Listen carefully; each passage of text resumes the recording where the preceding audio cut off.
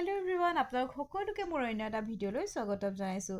আজি আপোনালোকৰ ওচৰলৈ একেবাৰে দুপৰীয়া সাজৰ সৈতে আহিছোঁ।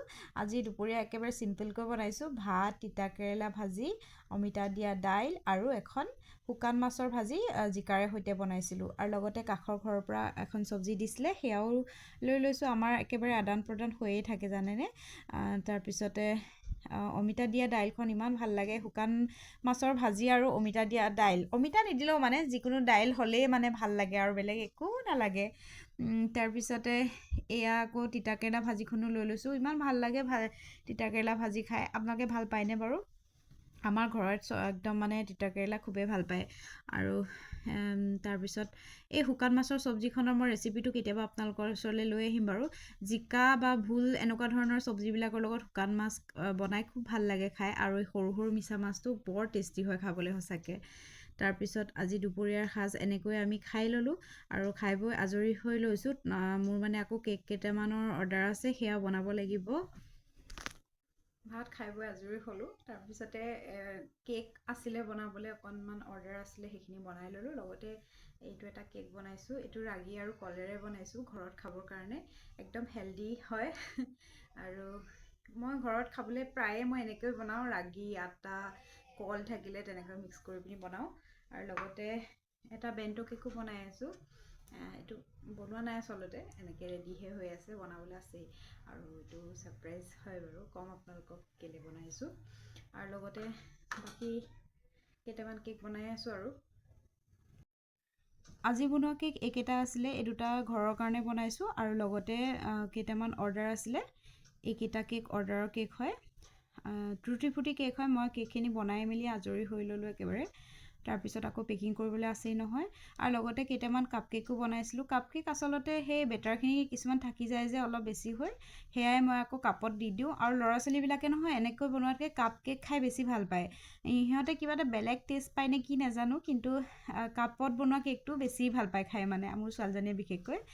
আৰু এয়া ঘৰত খাবলৈ বনোৱা কেকটো উলিয়াই লৈছোঁ।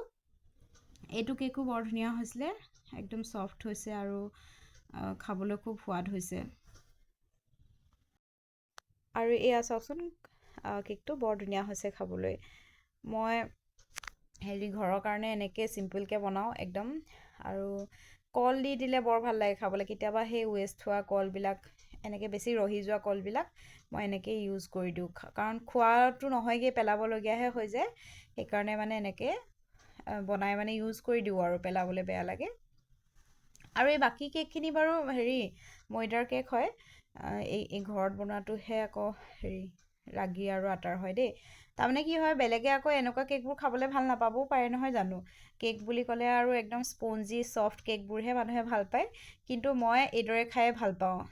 এইদৰে আজিকালি খাই খাই হেবিট হৈ গ'ল, এনেকৈ মই ভাল পাওঁ খাই। মানে ময়দাৰ কেকটো একেবাৰে কমকৈ খাওঁ।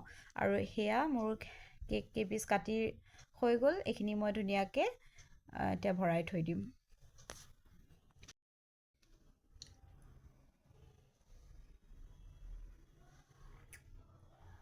ইমান টেষ্টি হৈছে নহয় কেকটো। আৰু মই ঘৰত একচুৱেলি ময়দা দি নবনাওঁৱেই কেকবিলাক। ময়দা দিলে বেছি টেষ্টি হয়, কিন্তু আটা আৰু ৰাগিৰেও সমানেই টেষ্টি হয় যদি ভালকৈ বনোৱা যায়। আৰু কল দিলেতো ইয়াৰ একদম টেষ্টটো দুগুণে বাঢ়ি যায়। বৰ ধুনীয়া হৈছে খাবলৈ। আপোনালোকেও ঘৰত বনাই চাব পাৰে। আৰু দুদিনৰ কাৰণে চাহৰ লগত খাবৰ কাৰণে হৈ গ'ল। এইদৰে বনাই থৈ দিলে চাহকাপ খাবলৈও ভাল লাগে, ঘৰুৱা কিবা এটা বনালে, হয়নে বাৰু? চাহকাপৰ লগত বিস্কুটতকৈ এইবোৰহে ভাল লাগে খাই। তাৰপিছতে বেণ্টো কেকটো বনাবলৈ আছিলে যে, সেয়া বনাবলৈ ৰেডি কৰি লৈছোঁ। প্ৰথমতে মই ক্ৰীমখিনি ফেটি ল'লোঁ। তাৰপিছতে কেকটো লেয়াৰখিনি কাটি ল'ম। আৰু কেকটো আচলতে মানে আমাৰ কিনাৰৰ মানুহঘৰৰ এনিভাৰ্চেৰী আছিলে। তেওঁলোকে তেনেকৈ একো পতা নাই মানে এনিভাৰ্চেৰী। মই ভাবিলোঁ সেই তেওঁলোকৰ মানে এখন প্লেট আছিলে, সেয়েহে ভাবিলোঁ কেক এটাকে বনাই দি দিওঁ, সৰুকৈ গিফ্ট কৰি দিওঁ।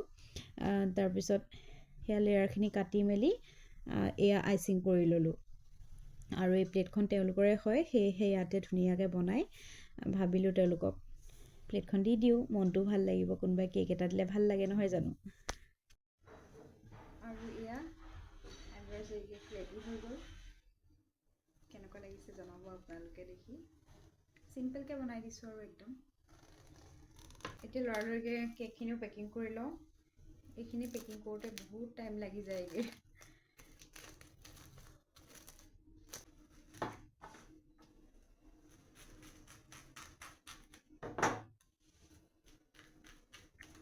তাৰপিছতে এয়া মই বাকী কেকখিনিও পেকিং কৰি লৈছোঁ। এইখিনি কাম আজৰি হৈ গ'লে মানে শান্তি লাগে আৰু মনটো একেবাৰে। ঠাণ্ডা হোৱাৰ পিছতে ধুনীয়াকৈ মই এইখিনি পেকিং কৰি লৈছোঁ আৰু এয়া পেকিং কৰা হৈ গ'ল। এয়া গোটেইখিনি ধুনীয়াকৈ পেকিং কৰি মেলি আজৰি হৈ ল'লোঁ এতিয়া। তাৰপিছতে আৰু এটা কাম আছে নহয়, আকৌ ইয়াতে সেই লেবেল লগাব লাগিব নহয়, সেইখিনিও কাটি মেলি এয়া ধুনীয়াকৈ মই এটা ষ্টিকাৰ ইয়াতে লগাই দিছোঁ। কাৰণ আজিকালি সকলোৱে মানে ডেটটো চাই লয় নহয়, কেতিয়া বনাইছে, সেইবাবে এয়া এইদৰে লগাই দিছোঁ ইয়াতে ছাইডতে। তাৰপিছত এয়া আৰু একেবাৰে কামখিনি সামৰিলোঁ এতিয়া। চব পেকিং কৰি হৈ গ'ল। এতিয়া এয়া টেগো লগাই দিছোঁ, ৰেডি হৈ গ'ল ডেলিভাৰ কৰিবৰ বাবে। তাৰপিছতে এতিয়া গধূলি সময় হ'ল, ভাবিলোঁ কেকটো দি আহোঁগৈ আৰু লগতে এটা চকলেটো লৈ লৈছোঁ। আৰু তেওঁলোকে একো তেনেকৈ আয়োজন কৰা নাই, গমো নাপায় বাৰু মই যে এইদৰে কেক এটা বনাই আনিছোঁ। মনে মনে যাওঁ ব'লক আপোনালোককো লৈ যাওঁ। আৰু সেয়া তেওঁলোকৰ আজি শুভ বিবাহ বাৰ্ষিকী। সদায় ভালে থাকক, এনেদৰে থাকক, সেয়াই কামনা কৰিছোঁ।